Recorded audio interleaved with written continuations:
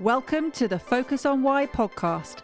I'm Amy Rowlinson and I ask my guests one simple question. Why?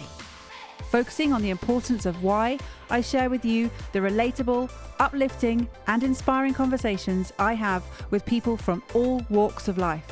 This podcast will encourage you to focus on your why to enable and empower you to achieve the success you desire. Have a purpose, have a plan, focus on why. Today on the Focus on Why podcast, I am joined by Rachel Peru. Very warm welcome to you, Rachel. Thank you for coming on the show. Good morning, Amy. It's an absolute pleasure. Thank you for asking me. Well, it's a return favour or compliment or whatever it is. I came on Out of the Bubble podcast and here you are on Focus on Why. So I love it when we do a bit of a pod swap. Yes, tables are turned. Yeah, and I much prefer being in this seat than being in the guest seat. And I don't know why. How about you? I've become more comfortable doing it. I think it takes practice. And the more you do it, I think the easier it becomes. Yeah, so I'm not too bad now. It's probably true because I think I've recorded around about sort of 40 podcasts as a guest, but over 250 as a host. So yeah, the tables are definitely sort of not balanced in that respect. So more practice needed on the being a guest, but all good. So we were brought together by the wonderful Steve Judge, who was one of my very early guests when I launched this podcast last year. And he said, you ladies need to speak with one another. So here we are. Yes, thank you, Steve. I love the networking circle. I love how it works. I love being able to make these connections and you just don't know where it's going to lead to, do you? No, and that's the thing. So when you first have that meeting of, okay, we've been brought together, let's just chat. And then the conversation goes in all sorts of different directions. And as it will do today, I'm sure. So really looking forward to hearing more about your why. But what is it you're up to right now, Rachel? What is it you're doing? So I guess I describe myself as a silver-haired curve model. I'm a body confidence coach and activist, an influencer, and I'm also the host of the Out of the Bubble podcast. And I am championing women over 40 to be more visible and to be confident in their next chapter in midlife. And silver-haired curve model, why, how, what tell us more. It's not something I ever planned, that's for sure. If you'd have asked me in my 20s and 30s whether I would be doing this, I would have been running down the street chasing, saying no way. I did not have the body confidence or the self-esteem. I just didn't have the courage to do it, so I would never have done it. And I got to my mid-40s. I actually got divorced at 40 and went back to university and got an education studies degree. So I thought I was going to do teaching, early years teaching. I thought that was going to be my next career until I retired. And during that period of time, my circumstances changed and I ended up having to be at home for a while. And a friend volunteered me to do a local fashion show for a charity event.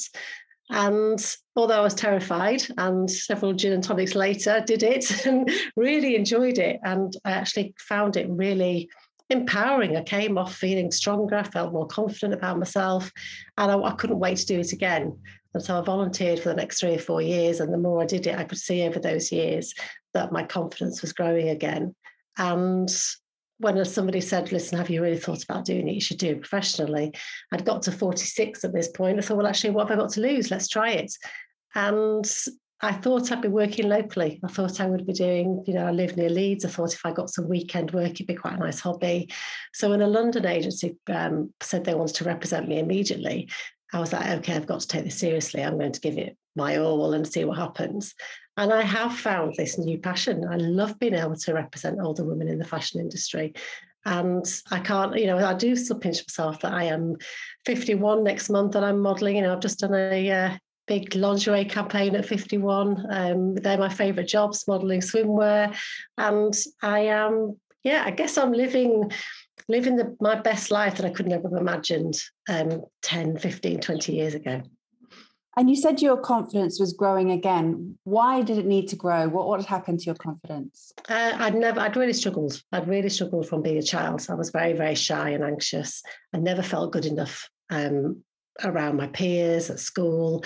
And I think that just carried on into my kind of adulthood, into my 20s and 30s. I suppose, I did do things in life. I worked in retail, but I never had that kind of confidence to go for things. I can now, when I look back, I missed so many opportunities because I was too scared to try, because I thought I would fail, or I was worried about what people thought of me. So when I did find myself getting divorced at 40, I knew that I knew it had to change, really. I knew I had more in me and I needed to find it. So at 40, I did a tandem skydive, and I'm terrified of heights, but I wanted to mark the decade and do something brave, and I wanted that to be the theme of the next decade. So it really encouraged me after that to say yes to all opportunities and see where it led to, and to worry about everything afterwards instead of worrying about what might happen beforehand. And it has taken me down a very different route, and I've had so many more experiences in the last 10 years than I probably did in my 20s and 30s. And it's really interesting. You said that brave was the theme of your decade for your 40s. Have you got a theme for your 50s? No, but ambition is my word now. Ambition. I've got much more. I've become ambitious for the first time in my life. I've got lots I want to achieve now, and I don't feel like my age is going to be a barrier to that. So it's exciting. It's fabulous. And you said that you love lingerie and swimwear the most. What's behind that?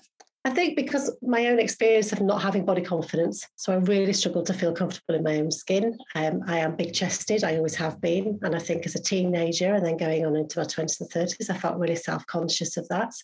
And when I got to 40, my body confidence grew at the same time as me pushing myself out of my comfort zone and doing everything else. So I've been through the experience of not feeling comfortable in my body to now really feeling great about my body and feeling comfortable enough. So when I do my lingerie campaigns, I find it really empowering, and it reminds me of my journey, but also other women and the feedback that I've got from other women of my peer group that are saying, fantastic to see somebody represented that looks like me. You know, I'm a curvy size 14, 16 with grey hair. I'm very aware I'm not your typical older model style. So I think the feedback then has really encouraged me to show up more and be part of that conversation. So that's why I love it. That's fantastic. And, you know, I'm sure when you were training for your early years, that this was not on your mind at all. Not at all, no. And I love the teaching side, and I do sometimes I miss being with the kids. But it's interesting because now I'm doing a bit more coaching, and I've been training a lot more. I can see how what I've learned through education studies degree is now going to be brought into the next part of what I'm doing. So I think all these experiences kind of help build you, don't they, and help you on your journey. Oh, absolutely. All the threads, as you said, when you start to look back, you can see them all connecting. And somebody, it's a lovely guest, William Buse, talks about the tapestry of life. And it is so lovely to think about that. It is so true. And I'm just thinking here that you said as a child that you were sort of too scared to try, and you didn't want to do things, and that you've now become brave, and that you said about missed opportunities. What were the missed opportunities you feel? I think, like in retail, I'd always played it safe. So I had, assistant manager jobs or management jobs, and then whenever there was an opportunity to take it further, I didn't trust myself enough to do it. So I didn't go for them. Or if an opportunity in business came along and somebody said, listen, I think you'd be great for this role, are you going to apply for it? I would go so far, and then I would pull out at the last minute and think, no, I'm not going to do it. And looking back now, who knows where that might have led to, but I always got this close to doing it and then pulled back. And it was the fear. It was a fear of failure. It was a fear of not being able to do it and not being able to do the job, and that whole imposter syndrome that just stopped me from doing things like that in life. Traveling, I didn't have the confidence to go to university when I was 18. I was going to go to drama school, and I was really encouraged to do that. And I played it safe because I was scared. So I think it's just those little opportunities that would have helped me grow more, maybe. And I didn't allow that to happen. That fear got in the way, definitely. And knowing what you know now as a coach, and you're using the terms that coaches use, the imposter syndrome, the understanding fear of failure, did you know that's what it was at the time? No, not at all. I knew I was anxious. I knew I was an anxious person, and I knew I lacked confidence. And I think also when you do portray that kind of person, other people around you then reinforce that. So people would, if they were describing me in a conversation, I would probably overhear them say, yeah, but Rachel's not very confident, so don't put her in that situation. So then other people almost kind of tag on to that and hold you back as well. But it's my making, and I'm very conscious of that. I can see that now. And, whilst I could sit and look back and think, oh gosh, why didn't I do those things? It's just been part of my journey, and I'm doing them now. And I intend not to waste any more moments stopping myself, that's for sure. Absolutely. And so you're championing women in their 40s and beyond. What are they doing? What are they hearing from you? What's your message? How are you championing and empowering them? I am sharing my story at any opportunity I can, because I think it's important for women to know that you can restart your career at 46 and go a different route and try new things. And it doesn't matter if it doesn't work out, but at least you've tried it. So I really make a point of making sure I'm visible.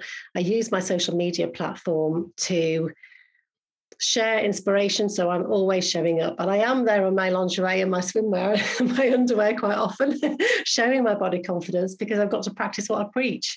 And so I'm active in the fashion industry, working with brands that wouldn't necessarily use older women, and so I really want to be part of that conversation in the fashion industry, to make sure that brands know that women in the 40s and 50s want to see women they can relate to. And so I would rather be part of that conversation and work with brands that are supporting diversity, and then share that on my social media platform as much as I possibly can. And through the podcast, because I think, I do weekly podcasts where I share women's stories over 40, all sorts of different backgrounds. And it's women that maybe necessarily wouldn't have had a platform to be visible and to share their story. And I really do think we all have a story to tell. We might not feel it sometimes, but we all have that story that can spark something else off in somebody else, but you just don't know who's listening. And that's what I love about it. I love the opportunity to be able to maybe inspire something thought-provoking in somebody else. Couple of questions I have. Firstly, are you instigating the change in the fashion industry, or is it evolving itself? It's evolving. It is very slowly evolving, but I think there is definitely a group, and I am part of it, that are pushing for it, that are calling brands out if they're not diverse enough, that are contacting them and saying, have you thought about working with an older model? Why don't you use older women? So I think it's a joint effort. I think without the models and consumers pushing the brands, they will do it a lot slower.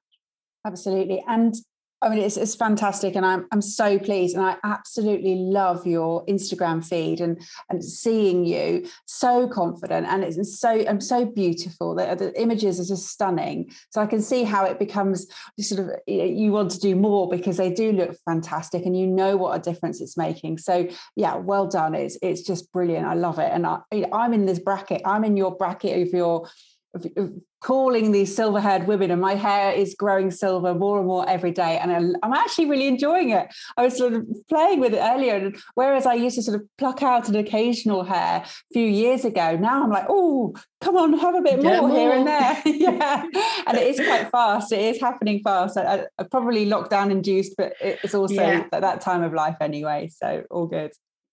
Brilliant. I mean, I think there is this grey-haired movement as well, and lockdown definitely has brought that conversation to the forefront, that women are kind of saying, okay, I'm not sure whether I do want to carry on dyeing my hair, and that's okay.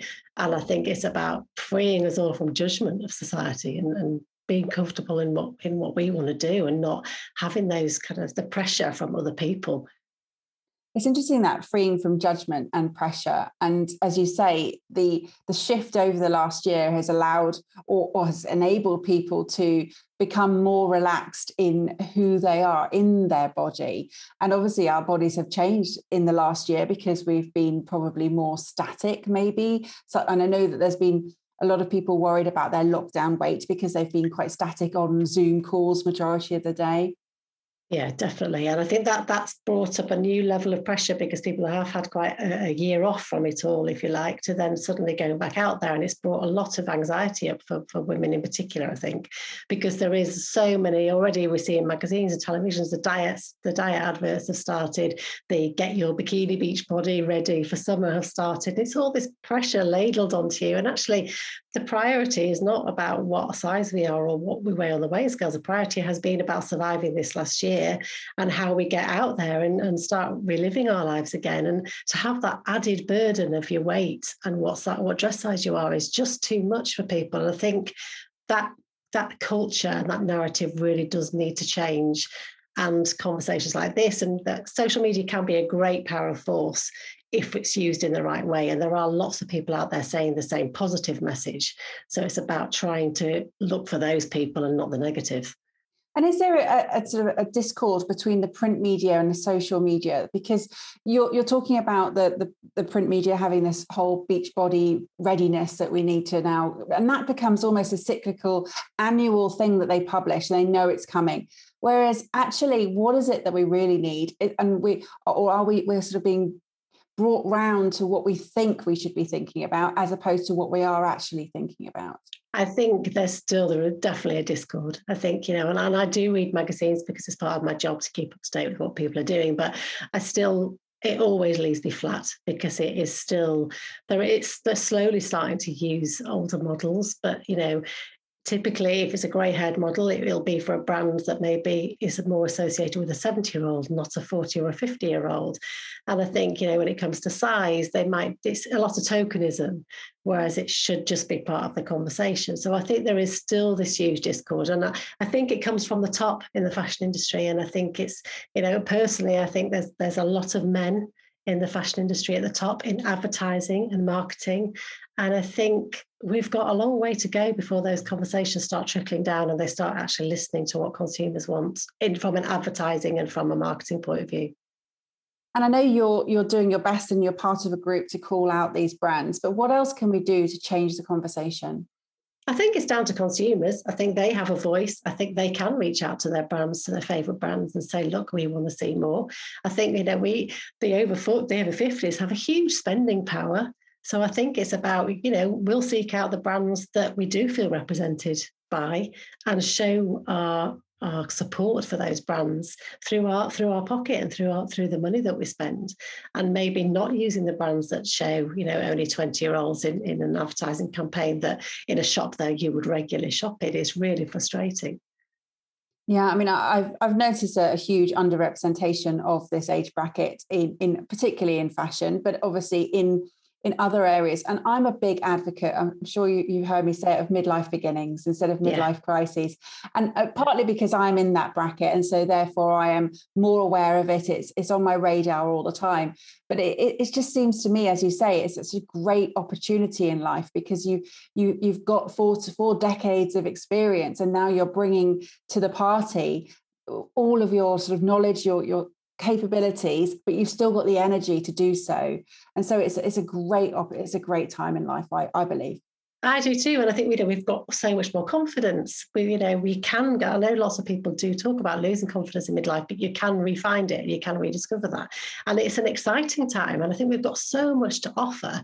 So I think it's a great shame that then they're not tapping into that energy that we have right now, because I think there's a huge shift in the way midlife women are getting out there in the world and showing up. And I think that needs to then be represented properly. Absolutely. And the other question that I had earlier was, you mentioned your podcast and about how you're speaking with fabulous women and talking about what they're doing. I wanted to ask you about out of the bubble and what out of the bubble means for you. So I've lived in a very small town in Yorkshire all my life.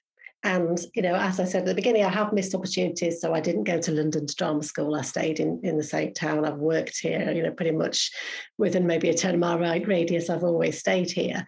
And whilst it's been a beautiful place to bring up my family and my children, I'm very aware of the fact that where I live is like living in a very small bubble. So when I did start making changes to my mindset and to life in my 40s, I felt like I had broken out of that bubble, which was really exciting and refreshing. And I also think we can get stuck in a rut. Midlife can be a time when things are changing for everybody else that's around us. If you've got children, they're perhaps going off to university. Our partners might have amazing careers that they're really getting fulfilled from, and women are often left feeling stuck in this little bubble and not sure where they can go next. So it's about breaking out of that and stepping out of your comfort zone. And talking about breaking out of your comfort zone, pushing these boundaries, and you now having this word that you're living by, which is ambitious or ambition? And what is it you really want to achieve? Is there a big goal? I'd love to do a TED Talk. I'd love to do a body confidence TED Talk. That's definitely at the top of my list, and do more speaking events. I want to be able to reach as many women as I can, not just in midlife, because I think body confidence in particular is something that's for much younger. I'd like to be able to get to the women before they start having the crisis about their bodies.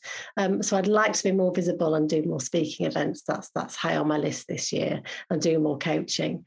And I'd like to work in New York. I'd like to go out and see the difference between what their attitude is to diversity over there in the industry as compared to the UK. That would be a really exciting opportunity. And I just want to see what happens and go with the flow and just, I'd like to write a book. So I've got lots that I want to do this decade. I love that. And I mean, the whole, Rachel doesn't do that because she's not very confident. Where has that Rachel gone? Yes. Yeah. And now I do see it as a challenge. And it doesn't mean to say that I am uber confident all the time. Of course, I still have wobbles, but I am determined to override those and not let that stop me now. So I will always say yes to things and then have a crisis behind the scenes before I do it. And then I'll do it and it'll be fine. So what would you say is your why? What's driving you now, Rachel? Because I know how much I did hold myself back from my own personal experiences to what I'm doing now and how much more I'm getting out of life. If I can help just one woman to get over that and start living her life in her fullest way, then for me, that's worth everything that I'm doing. So to be able to inspire other women to break out of their comfort zones and to try new things and to start living a fulfilled life is definitely my why. And working with your clients and also pushing out these fabulous podcasts, what are the messages you're hearing back? What do people say to you? That women are really strong. We're really strong. Some of the stories that women share are that they overcome huge hurdles to get to where they are now, but that everything's possible. And that we do limit ourselves so much. And once you take those barriers up, you can really do so much more than you think. And the women that I talked to on the podcast have achieved so much more than they ever could have imagined. And it hasn't been easy, but they've got there. So I think I always take away their strength of character and determination, these women that share their stories. And then the listeners come back to me and say, well, listening to that has inspired me to research doing something completely different. I had one woman say that she spent all Christmas doing research for a new project and has now changed careers in her 40s. And I love hearing that, because to me, that's what it's about. It's about, and whether that works out for her or not, she's had the courage to do it, and who knows where it leads to. So can you remember those moments before you stood on the catwalk that first time when you volunteered after, as you said, a couple of G&Ts or maybe even more than that? Can you remember what it meant for you as you were sort of just taking those first few steps? I really had to stop myself from crying. It was a big deal for me. I really had to stop myself from crying, and I can remember it now, and my heart was going so fast. I probably felt a bit sick, but it was an emotional reaction to thinking, okay, I'm going to do this. But it was a mixture of fear and excitement, but it did bring me close to tears. I had to really stop myself from getting upset about it. And afterwards, I was obviously hugely relieved that I hadn't fallen flat on my face in front of everybody in my heels. But it was just that, for me, it was a real personal achievement to do that. It's brilliant. And then the next step was, as you said, you got signed up by, obviously a couple of years later, you got signed up by a London agency. Can you remember how you felt when that call happened?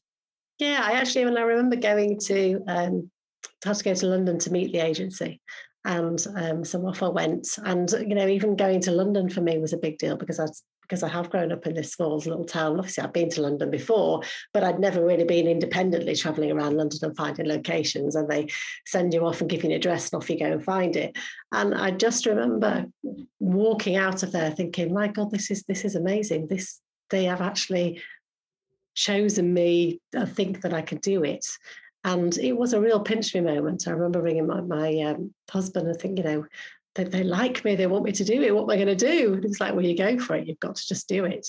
So I think after that, then my mindset started to change, because I thought, well, actually, if they believe in me, then I've got to start showing up for myself.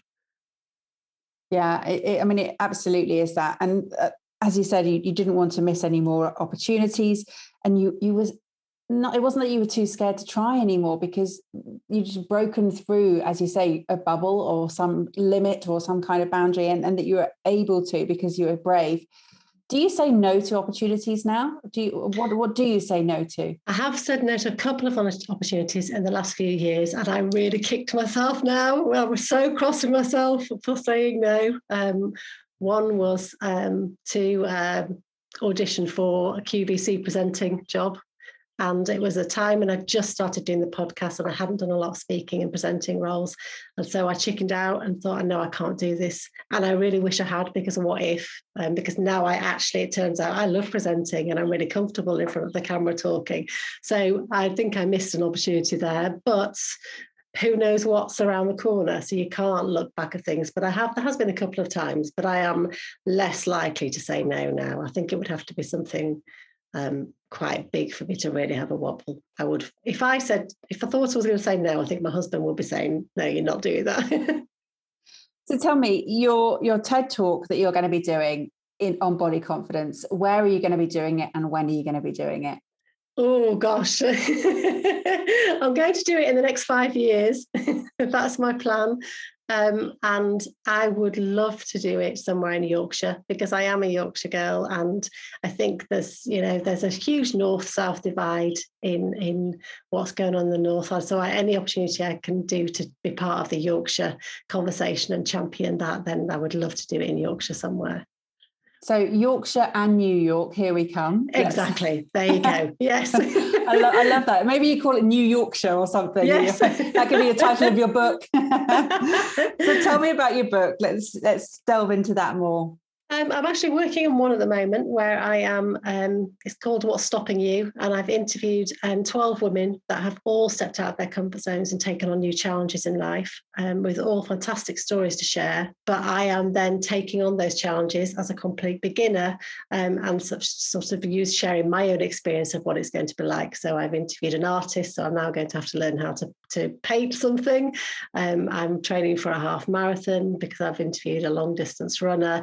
So I will be sharing all their stories, as well as from a complete beginner's perspective, because I'm very much about practicing what you preach. So I wanted to show that you can start at the beginning, and this is what it's like. So it's a fun project, and lockdown obviously kind of held things up a bit because of the activities that I need to do. So I'm back on it now, which is going to be exciting. And I'd also like to write a body confidence story, a book. I'd love to be able to share my advice and what I've learned and my experiences for women, not just in midlife, but of all ages, to become more body confident. I'm really intrigued about your 12 activities that you're going to do, because I know you've just given us a couple of learning how to paint and how to run a half marathon. Yeah. Did you select which 12? Or I wish I had. I wish I had, because at the beginning I found all these. I get so excited about the stories, and then I think, oh God, I've got to do that now. So I have interviewed a triathlon, a lady that started triathlons in a later life.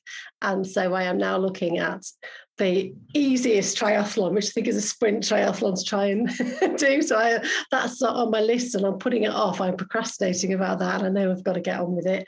But I'm doing stuff like I'm paddleboarding. I'm learning to paddleboard. I'm learning arts. I have interviewed a writer, an author that started in her 50s and now is a published Amazon author.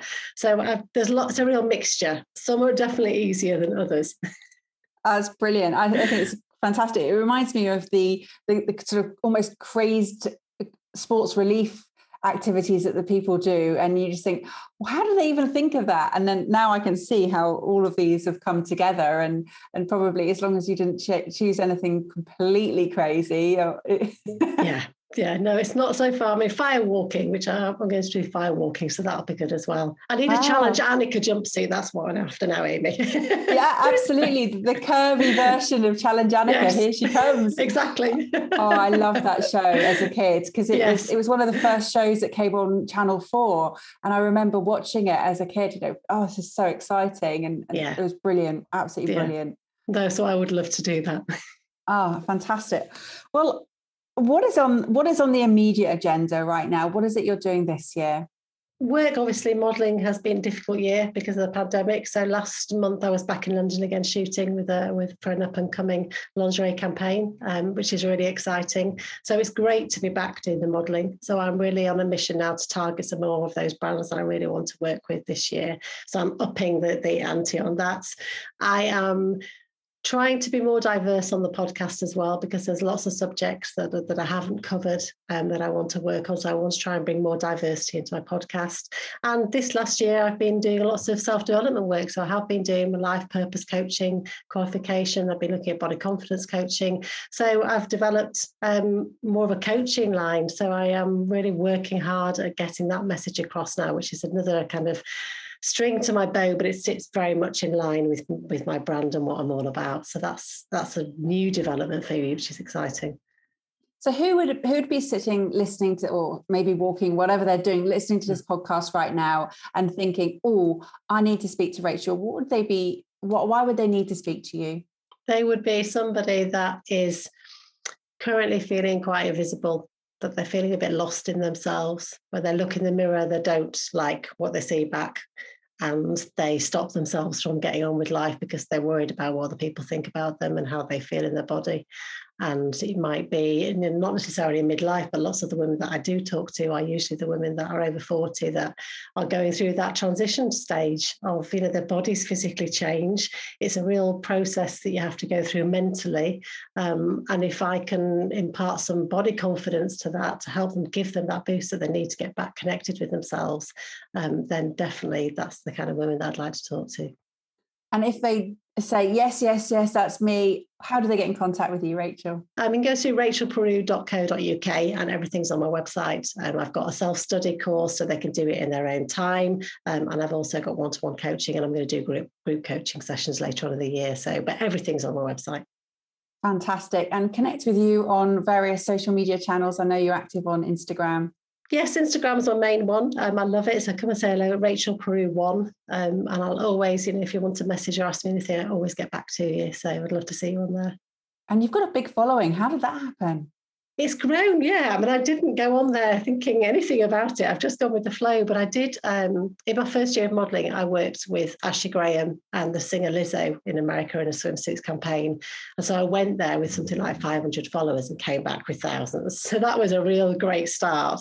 And then whenever I've done different campaigns, I suppose it just, the followings increased slowly. And I think I'm showing up as my authentic self, and I hope that the people following there can see that and can relate to me in whatever way, and then it just kind of word of mouth. But I love being on there. I've met so many great people and connections through social media. I'm a big fan of it. So what would your message be to your 10-year-old self now, knowing what confidence has taken you, or where confidence has taken you now? I would say you are good enough. You are good enough just as you are right now. And that's enough. Yeah. And would you have believed yourself? If I'd have had somebody saying that with me, I would have done. If I'd have said it over and over again, I would have done. Yeah. Brilliant. Well, I'll make sure all of your contact details go into the show notes. And absolutely, it's been a delight talking with you today. I really enjoyed our conversation. And I'm hoping that you are going to be really encouraging. I know you're encouraging women already, but you're going to bring more people into this fold of being more confident with themselves, because as you said, not trusting yourself to do things, having that fear of failure and not having that confidence to even travel or sort of holding yourself back. It is so liberating when you realize that it's just you that's doing all of that. Yeah, it really is. And then once you've lifted that, then it's endless opportunities, and who knows where it's going to lead to. You just don't know what's happening when you say yes to things. Oh, I can't wait to see where we're going to be following you. And I can't wait to hear your TED Talk and your books that are coming out. It's fantastic. So thank you so much for coming on the show, Rachel. It's been an absolute pleasure. Pleasure. Thank you so much for having me. Love talking to you. Yeah, fantastic. And do you have some final words for the audience, please, Rachel? I think I always say to people now, just be true to yourself, stay in your own lane, and just keep focused on what you're doing in life, because that is good enough and you don't have to compete with other people. It's just about you being true to yourself. So stay in your own lane and just be authentic. Thank you for listening to the Focus on Why podcast. I'm Amy Rowlinson, and if you've enjoyed this episode, please leave me a 5-star Apple Podcast review. Connect with me on LinkedIn, Instagram and Facebook, and become a member of my inspiring, uplifting and positive Focus on Why Facebook group. I help people to focus on their why with clarity, uniting their passion with their purpose with a plan to create the life they truly desire. If you would like me to help you focus on your why, then please book a free 20-minute coaching call via calendly.com/Amy Rowlinson. And if you haven't already, please sign up for the Friday Focus weekly newsletter via my website, amyrowlinson.com. Have a purpose, have a plan, focus on why.